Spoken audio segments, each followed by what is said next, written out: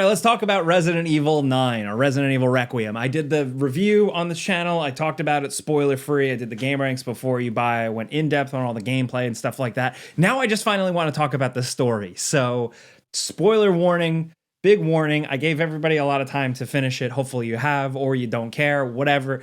This is the stuff I wanted to talk about the most, and like reviewing the game and just sitting there like, I can't wait to see how people are going to react to some of this stuff, what people are going to think about this stuff. I knew there was going to be so much debate and conversation around the story, and it's been really fun to see that go down. This isn't going to be a play-by-play of the game or anything like that. This is just going to be a big, long yap fest about the games, stuff I found interesting throughout it, all spoiler stuff, all story stuff, stuff like that. So kick back, listen to this as a podcast if you need or whatever. But I do have some notes, and before I get super into the story specifically, just some gameplay stuff I really enjoyed, just some stuff I kind of wanted to dive into first. Stuff I wasn't able to talk about or expand upon without spoiling things in the main review. Mostly the part where you get to play as Leon and you get to kill dudes. Like, you actually fight dudes. I found that to be just like a really compelling gameplay experience. When the dudes started like rappelling down, I was like, oh shit, we're doing this. Awesome. And it actually kind of worked. I felt very threatened. I felt like I could get killed very easily because guys had guns, but I still felt like a badass, but I just had to kind of like use my wits. And that was like a really interesting kind of shakeup of the Resident Evil formula, which we've seen done before. We've seen 4 evolve into 5 and then evolve into 6, right? But I thought like the human encounters here, you know, however like different they felt like a really good evolution from 2 remake, 4 remake, to now this. The game also had some moments that I wish were expanded upon, or I wish we had more of, like when you're in Raccoon City, the ruins, and you're shooting the glass out from underneath the zombies. That was really creative, and I love when the game threw in bits like that. And I could have actually had even more fun with that if they did more of it. But that whole sequence, the whole like outskirts of Raccoon City, the open Raccoon City section, right? That is where the game kind of slows down. I think it kind of like a little bit, because it's a lot of wandering around looking for clues and walking across what is kind of a whole barren, dried out area that visually is nowhere near as compelling as the rest of the game, right? But I think where it stands out is some of that destruction. The ruined skyline, the cityscapes, the collapsed skyscrapers leaning on top of each other, the sun shining through. That stuff was really effective. But the actual playing part, I get why people say that this is where the game kind of slows down or drags a little bit. The pacing changes. But for me, it really clicked because once I realized the scope of that area, the size of that area, and how much time I could spend in it, I was like, ooh, this is becoming a Leon game. Hell yeah. That was a good feeling. And no disrespect to Grace at all. I actually think Grace is a good new addition. I, like a lot of people, found her really endearing and compelling, and I liked seeing her adventure through. And her sections, very tight, nicely designed survival horror sections, especially with Road Sale being like just an incredible area and map design, right?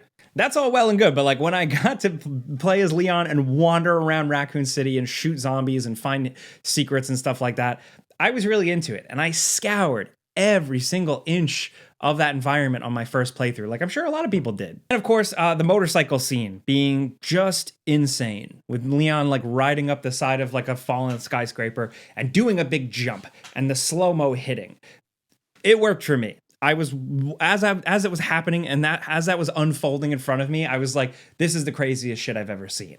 And I think that level of chaos and coolness was that perfect line where Resident Evil or modern Resident Evil can really find in terms of real horror, gritty stuff, scary stuff, and then over-the-top action badass guys, right? I feel like sometimes that line can go a little too far, and you know, it flip-flops, but I feel like here it was really cool. The game is a victory lap. I said that in previous videos, but in every sense of the word, it just kind of feels like this Leon show, which I get it. Leon has kind of like taken over the franchise for a lot of people. And I say that as somebody who's played since Resident Evil 1.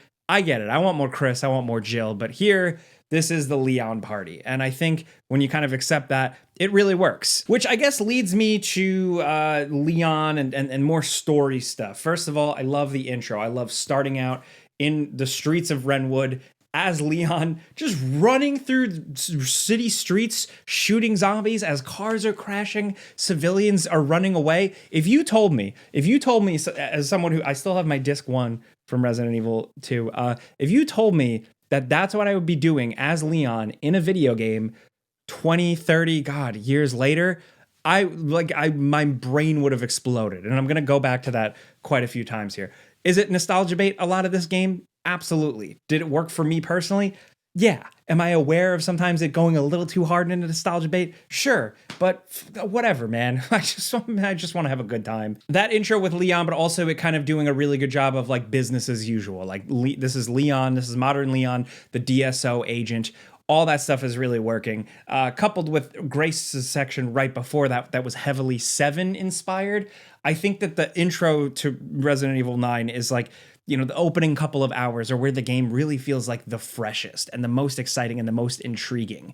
And then the game just gets crazier and weirder and over the top. But that works too. But the Leon thing, like him just kind of business as usual over it, like, you know, him, you know, not really freaking out or reacting that there's a zombie outbreak in city streets right now and he has to roundhouse kick people. Like that doesn't really seem like that big of a deal to him. Then going into the Rhodes Hill Chronic Care Center and walking in, and the lady's like, hi, Dr. Gideon will see you now. And he's like, yeah, I'm sure he will. Let's get this over with. Like, it's like he's the protagonist of a movie where he already knows the story. And I think that's a really cool way to do Leon's character and kind of evolve Leon from Resident Evil 4. That type of badass, where in 4, he was a little cocky, he was a little badass, where in 9 now, he feels more like still cocky badass, but like more the tired veteran who's seen it all. But he still has that wit from years back. Now, what I liked was some of the build to going back to Raccoon City, that whole sequence with Leon in his awesome Porsche Cayenne Turbo. We love to see that. One of the few product placements that actually like worked for me, that and the watches, just, all right, that's fine. I'll deal with that. That's good. But the way the music swelled and built as he's driving and he's talking to Sherry, and then he rounds the corner, the camera pans up, the music swells, you see ruined Raccoon City with the crater where the thermobaric bombs went off, and it goes, boom, Leon, Raccoon City. Just an incredibly hype sequence, because I had been playing the game to that point knowing that a big part of this for me was going back to Raccoon City, and then finally getting that payoff. I'm like, yes, we're here. Fuck. Yes, let's do it. Now, I know I said that this Raccoon City, right, or at least like the first part of Raccoon City, it's barren, it's brown, it's dry, it's plain, it lacks a lot of lighting in a game that previously has shown off incredible lighting, path trace lighting, ray tracing, all that shit, right? This drab environment, it does work because of the lore, if you think about it. And this might be, and there's a lot of this here, a lot of Resident Evil fans kind of like explaining things away, maybe justifying plot holes, maybe justifying other things, whatever. For me, I like that this Raccoon City is barren, yet still kind of filled with ghosts of the past. It feels lonely. It feels completely left behind, abandoned, forgotten, but it is haunted by the meddling of men and Umbrella from so many years ago. The city itself being completely dried out and sapped of life, not because it was bombed, you know, quote unquote, by like the US government or anything like that, but because there is a giant evil plant underground sapping all the nutrients. Just really the fact that this whole city is just filled and inhabited by the horrors of the past, the horrors that I faced as a child playing Resident Evil 1, being obsessed with that in like 1990 whatever, and then getting the demo disc for 2, and then becoming obsessed with Resident Evil 2, right? You have the giant spiders just occupying whole blown out skyscrapers and apartment buildings here. You have old zombie soldiers. You have zombies just like living in the rubble. You have plants. You have these killer plants living below it, ready to strike. You even have crows from Resident Evil 1 that you would also hear faintly in the background of the Resident Evil 2 like ambient sound from the original game. The crows, as Leon is driving into the city, the flocks of crows fly away. That's not just cool birds for atmosphere. Crows were a significant part and a significant horror of the original Resident Evil. Those little bits, you know, the attention to detail there I really like. And I think there is still some restraint, because while some of it does seem nostalgia baity, they could have done more. And a part of me in my heart wanted more. I wanted them to take even more advantage of being in Raccoon City. But, you know, they did what they did with it. And I think walking up to RPD, I think really, really worked. I think specifically Leon putting his hands on the door, taking a deep breath first, you know, processing the moment, the badass guy who normally you wouldn't think he would stop to think and do something like that, puts his hands on the door, takes a breath, slowly opens the door. Then you have, as he's opening the door to RPD, you have the flashbacks of Leon going through all these traumatic events from that original game. You see Marvin, you see zombies, you see all this. It flickers, it intensifies, boom, boom, boom, boom, boom. To the last shot you see is a young, fresh-faced Leon, first day on the job in this shit show, and then boom, it cuts to Leon, old Leon's face with that door open. The music swells. You hear the glimmer, the faint sound of that original theme, and then it cuts to Leon, you, the player character, over the shoulder. You pans down, the original music from RPD, from Resident Evil 2, from 1,000 years ago, which I love. They did that a little bit in the Resident Evil 2 remake, but here they just lean into that theme, and I love it. I think it is effective because it all comes around to what this game tries to do, which is it's less is more with the Leon stuff. Nick Apostolidis, I think, does an incredible job, but he's only given so much. They have him and Sherry have very, very short, brief conversations as he's exploring Raccoon City, right? About what happened. It's very simple, but where you get stuff, where they do less is more, and essentially quality over quantity, is with Leon's character. You know, on the one hand, I felt like they were almost a little nervous to really do too much with him.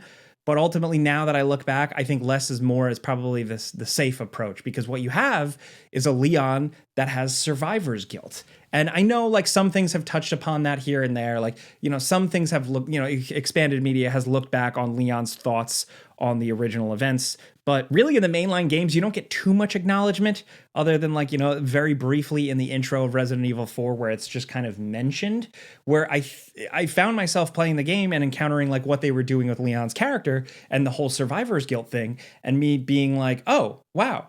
I never thought of that. I didn't ever process that Leon would really be feeling something like that, because I think Resident Evil 4 kind of steamrolls a lot of that with how he's just badass now. So I liked kind of seeing this unfold, like learning how many years later Leon is actually traumatized by the Raccoon City incident, with him saying, I couldn't save them. The way I look at it, like Leon with that, like I couldn't save them, you know, thinking about Kendo and all this stuff, and just all the people dead in Raccoon City. He has gone on to save people, right? Like, I mean, he saved what's-her-face in Resident Evil 4, but then he got like dicked over by the president and the government and like all that stuff. So that stuff was different. I think here, it almost feels like a different opportunity for Leon to save someone, because Grayson, in a lot of ways, kind of parallels that young Leon that was just kind of thrust into this situation without his control. With, you know, him, the theme for me was I couldn't save them. I couldn't save anyone. With the end of the game, him saying to Grace, maybe we can save her. And I think that works, and that connects really good with Grace, because Grace beat herself up so much with how she lost Emily for a good part of the game. And you could tell that really that ruined her. So you have Grace that wanted to save Emily, and then you had Leon who just wanted to save anyone. And at the end of the day, they did. And I think that's like a good, nice, kind of happy ending that just worked. But you also get a lot, like in this game, Leon gets kind of his like Metal Gear Solid 4 Solid Snake in the microwave hallway type moment where like I thought he was gonna die. Leon really is pushed to his limits in this game, and he's still joking through it. He's like, hey, I feel like $1,000,000, you know, as he's like dying from Raccoon City Syndrome, but also just like getting the shit kicked out of him by monsters and men and all kinds of things. But like when you're in the labs facing off with the lickers towards the end, and he's like, yeah, let's get this over with. And at one point, I think he says, what does he say? I wrote it down. I'll take out as many of you fuckers as I can. Just awesome. Just good. It feels like Leon's last stand. It's building to Leon's last stand. But ultimately, I'm glad he didn't die, just because the adventure still didn't feel quite like it would have earned his death, at least for me. As much as I like Grace, and they could have done the whole, oh, Leon died to save Grace, this new character, the passing of the torch. I don't know. I feel like the Xeno stuff, the Elpis stuff, partially, I don't know. I'm 50-50 on it. Ultimately, I'm glad like Leon was awesome in this, and I'm glad that his character got a little bit, you know, the whole survivor's guilt thing was really interesting. I wish that the story had more to do in RPD specifically, and like the whole reason for going there, because it was just kind of like Gideon went there to bring Grace there, to make her watch some PowerPoint presentations for the story. I liked Leon facing off against Mr. X here. It was very much like, oh, okay, they had more of those because I guess they're still selling bioweapons and stuff like that. But I liked it. I thought it was cool. It was crazy. It was over the top. I think him fighting the Tyrant and specifically like parrying Mr. X with his hatchet and shit like that, at this point, to me, it's like a big anime fight. To me, this is like Chris's boulder punching moment for Leon, and it works. I think that whole sequence was really cool because, again, I'm sorry, like the nostalgia thing does work sometimes. I can be cynical to it. I've gotten more cynical over time. But like if you told me as a kid that Leon would one day be in like an anime fist fight, firefight with a Tyrant in the basketball court that you would walk through in the original Resident Evil 2 as the zombies are banging on the cage. You know, like that technically, I guess, is like the same basketball court, and you fucking kill a Tyrant with a hatchet there. I wouldn't believe you that was a thing. And here we are doing it, and I think it really works. I like that Mr. X here is blown away. He's revealed to be a Tyrant. I like that he looks a little bit more like original Tyrant-y. I know he's pretty similar to the model in Resident Evil 2 Remake when you encounter him, but hey, it was cool. Oh, I didn't talk about Hunk. Also, the Hunk fight was insane.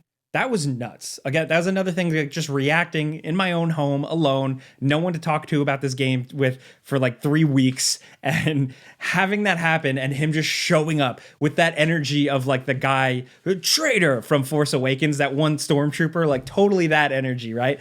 And then you're like, is that Hunk? Is that really Hunk? Are they doing that? Holy shit. And like that, like as you realize that's happening, you start squaring off with him. It's a really good fight. And then you fucking kill him. And I'm like, did I just kill Hunk? Holy shit. I love that it's revealed that he survived. Of course he survived. I really like that. I found that effective because to me, like the game had a lot of like set pieces and things that were evocative of other games. And you know, the game feels like this whole victory lap of Resident Evil, and really Resident Evil 4 stuff. Like it loves doing that. So like this to me felt almost like a Krauser knife fight sequence.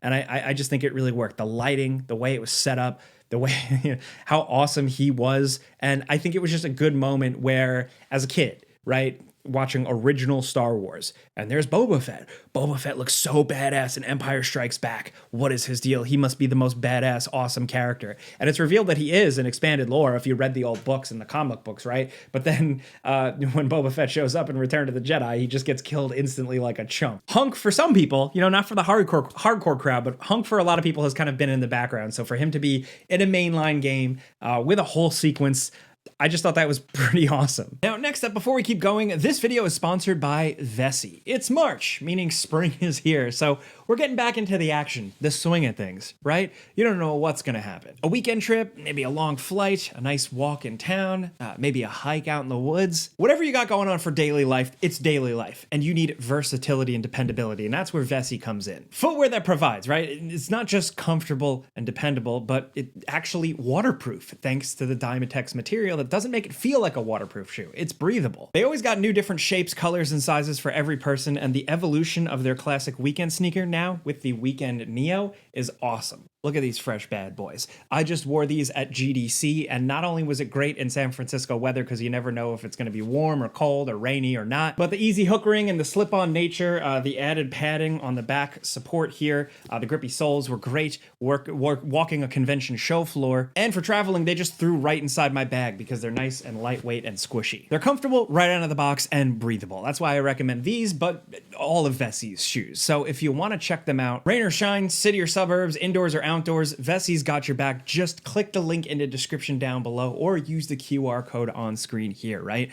It's vessi.com/onjake. And when you're there, you can get 15% off your first pair. Again, click the link in the description down below or head to vessi.com/onjake for 15% off your first pair, including the Weekend Neo. Check them out.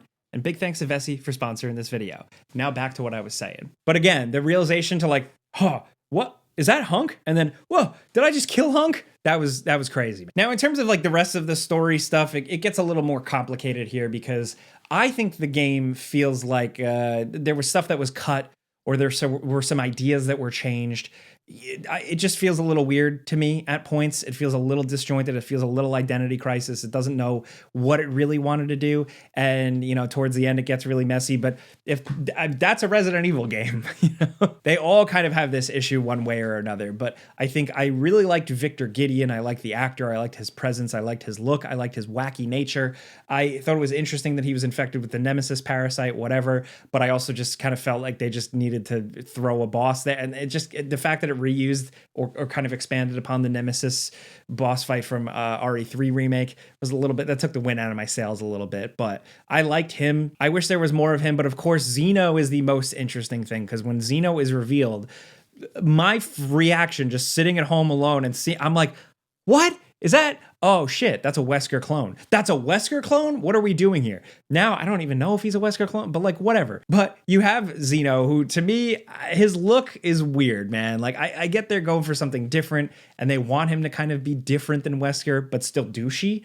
But to me, he looked like a Devil May Cry villain. He kind of reminded me of the bad guy from Devil May Cry 2. Just a real corny ass look. But it's revealed that he works for the Connections.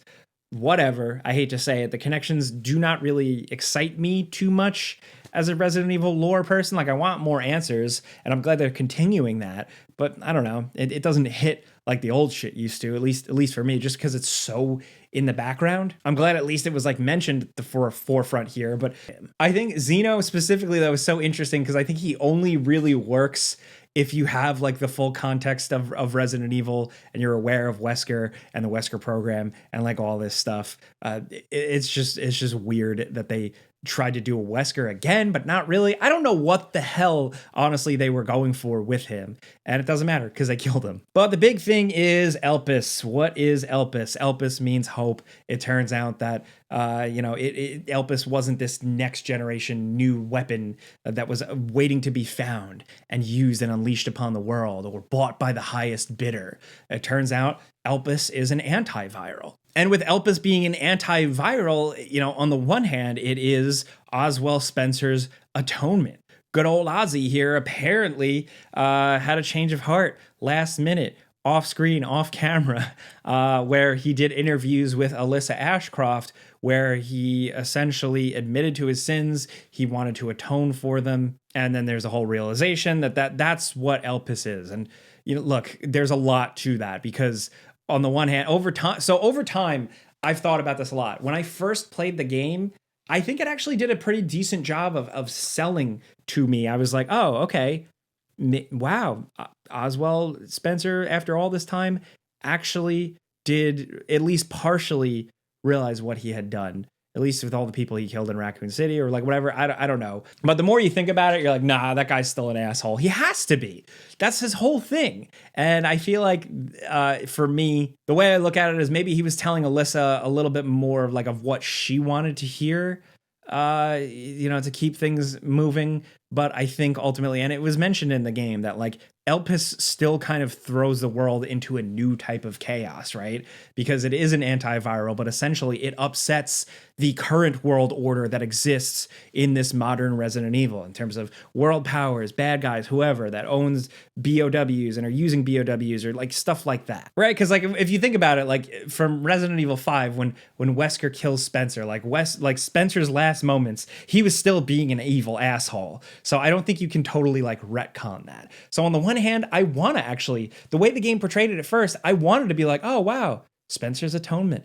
That actually kind of hits. But then once you actually sit and think about it, you're like, nah, definitely not. He just wanted to dick over all these people that essentially maybe have been taking his research and profiting from it and doing things not the way he would want to do it. But again, even talking about this stuff, you can't talk about, at least for me, I can't speak definitively to anything because Resident Evil lore and Resident Evil stuff and how it, tells that lore is often just so messy. But I think it's also fun, to jump into like and interpret things in different ways. And there's been a lot of that with this game. I have read so many different reactions to this game and debates of people interpreting things in different ways or even filling in plot holes with certain things and justifying certain things. It's really interesting. I don't know, Spencer fucking over the Connections as one last post-death thing.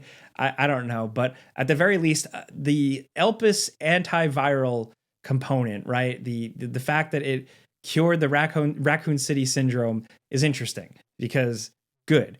All right, Leon's good. Sherry is good. And then what was everybody else in the Resident Evil world doing at this point? Were they just hanging around? Were they looking for a cure elsewhere? Because all these other characters were suffering from that, right? Unless there's some piece of paper I didn't pick up and I didn't read. I don't know. I think that the game still just felt kind of isolated. For it being such a big thing, for Raccoon City Syndrome specifically being such a big thing to these legacy characters, this game still felt a little scared and a little isolated to really lean into all that. And I get it would get crazy plot-wise if it was like an Avengers Endgame moment where all of a sudden Chris showed up, and then all of a sudden Jill showed up, and Claire showed up, and Barry showed up. Like, God, no. But I don't know. I still feel a little iffy about it. But I think as an antiviral, I think it's really interesting because I also really liked how I've read a theory out there that like most older school or people who've been along for the ride for Resident Evil for this long was immediately like, no,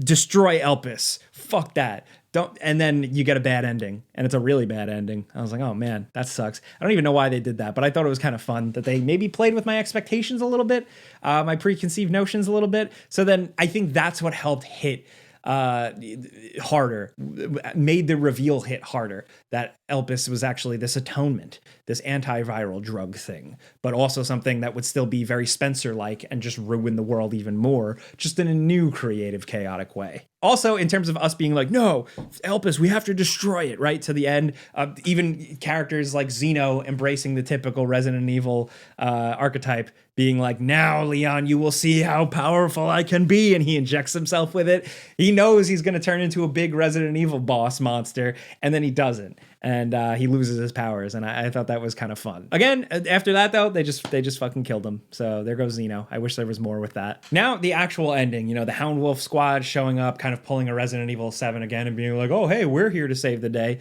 Cool, it worked. I'm glad Chris was acknowledged. What the hell was he up to? I don't know. I like that the game admitted that they were like, we don't know what he's up to either, with Leon's lines. But I think, for me, what I really liked about the ending goes back to the survivor's guilt thing with Leon and then with Grace and how that kind of connected. And I think that helped flesh out Grace a little bit more and make her even more endearing, because you do get a legit happy ending here. You have the government reinvestigating Umbrella, opening back up the investigation into Umbrella and everything that went wrong. That's interesting. That's pretty cool for the lore. And it's nice to see, like, something that there was zero accountability for after these decades, right? Maybe possibly something happening. And then also the exposure of all that is, you see in the news broadcasts, Alyssa Ashcroft gets credit for that. And that's also nice to see. Justice for people that, really like those games, and also just a good full circle moment. It's a good full circle moment in a lot of ways, because you have Grace getting the legit happy ending here, and it all comes full circle where she takes in Emily like her mom, Alyssa, took her in. And as someone who I just appreciate like an adoptive parent storyline, it feels kind of personal to me in some ways. I just like that. I loved the post-credit scene of, Grace talking to Leon on the phone, getting back to work. You see the picture frame on the desk. Grace and Emily have found a family. Family can be found, and they found each other. And that's just nice. And I think Grace as a character, I do really think she works, and I do want to see more of her. Unfortunately, like, they did give her a happily ever after ending, which I really like. I felt like it was earned, but also I want her back out in the field. I want her as an iconic Resident Evil character. She needs a cool jacket. Like, she needs an iconic element. I know she started with a jacket, but like, she basically for this whole game was just t-shirt and jeans girl. And she needs something that helps her stand out, like those legacy Resident Evil characters. So give her a cool jacket, number one, if we're going to bring her back. But I just would like to see more of her. You see her kind of become braver as the game goes on. And I think her ties to Leon and this story now, I think it works better than how they kind of just threw Ethan Winters in as an everyman guy, but they were like afraid to flesh him out because they wanted him to be a vessel, but then they didn't with Village. So that was all mixed, where Grace is just like, boom, here's a new character. We're not pussyfooting around it or anything like that. So I'd like to see more of her. I also still really need to know what the hell is going on with all the other characters, all the other legacy characters, right? But hey, all right, at the very least, we get the after credits scene where you see bad guy soldiers. They killed the rest of the BSAA and they retrieved something before, quote unquote, the wolves could get it, right? So they beat the Hound Wolf squad to getting something back at the site of this incident at Ark. What was it? I don't know, but the guy on the radio sounded like the same voice actor of Xeno, who was also the voice actor of Modern Wesker. Are they doing something there? Was that just like a squad unit of Wesker soldiers? I don't know. I would love to see them have some fun with that, but God knows where that's going to go, or even if they're going to really, visit a lot of that. Because again, Resident Evil is messy. Stories are messy. The endings of these stories are often really messy. I don't know what the hell is going to happen next, but I am enjoying the fact that I am intrigued and I'm thinking about what happens next, and I want to see what happens next. Hound Wolf Squad is also really cool. I love the look of their jackets. I love their name. I like that they all are their own distinct characters. If you look into it, I think the like cool jacket with the fur, the tactical gear, but then also some of them just wearing jeans or cargo pants. It looks cool. Looks very natural. I like that they've just been showing up. They kind of got this like mythic status now. I hope they do more with them. I hope they don't just get like Knights of Ren. There are a lot of confusing elements to the plot, like even the cloning stuff and the whole orphanage scene.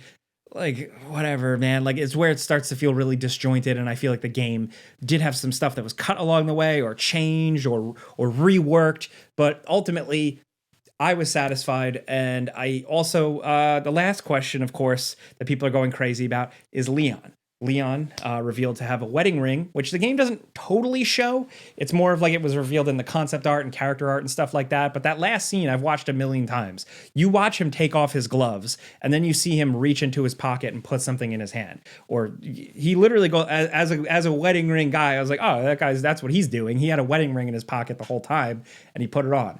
Cool. We'll have a wife guy. Who is Leon married to? That's been the internet's debate. There are so many people actually that it could be. I really do. I think there are a lot of valid choices in the Resident Evil pantheon and characters who he's crossed paths with. But me, my heart, maybe it's because I've been playing since forever, and I was in love with those two characters as they stumbled upon each other in Raccoon City back in the day with their weird CGI cutscene PS1 faces. But for me, it's Claire. I love a story of people finding each other, and I love blooming on a battlefield or people thrown in chaotic situations that become bound for life. In reality, that doesn't always work out, but in video games and movies and stories, I like to see it happen. I would love for him to be with Claire. That's my choice. Obviously, Ada Wong, way hotter. Excuse me, but she's trouble, man. And look, there's a lot to talk about with that, but that's ultimately where I'm at. I think good game for Leon. Good new character with grace, a victory lap, a celebration of a lot of things. So yeah, I could probably continue to talk, but I tried to hit all the main things here. The game doing a lot of less is more with Leon's character, whereas it was quality over quantity. I wish there was even more they could have done with Raccoon City and why they were brought back to Raccoon City plot-wise, but character-wise, with Leon being there, I felt like that was nailed really well. The game had a lot of victory lap moments and celebrations of the series, a lot of Resident Evil 4 style stuff, but just a really good like Resident Evil 2, 4, 9, feeling like its own new connective thing. Also just a good ass survival horror game, like the Rhodes Hill in particular, really a fun section to play through. Again, I talked about all the gameplay in my previous videos if you want to check that out, but I wish there was more about Xeno. I want to know what's going to happen with the connections in the next game. Is there a reason to actually really give a shit about them? Who knows? But for now, I thought this was a really good game. Also, I'm just happy that people are excited about Resident Evil. I have spoken to many people who fell out of Resident Evil years ago and got back with this game, or people are only just getting into the Resident Evil franchise because they got caught up in the hype of this game. So while I don't think personally this is the end-all, be-all Resident Evil game of all time, I think it has flaws, like I said, like some weird story stuff, some weird disjointed stuff.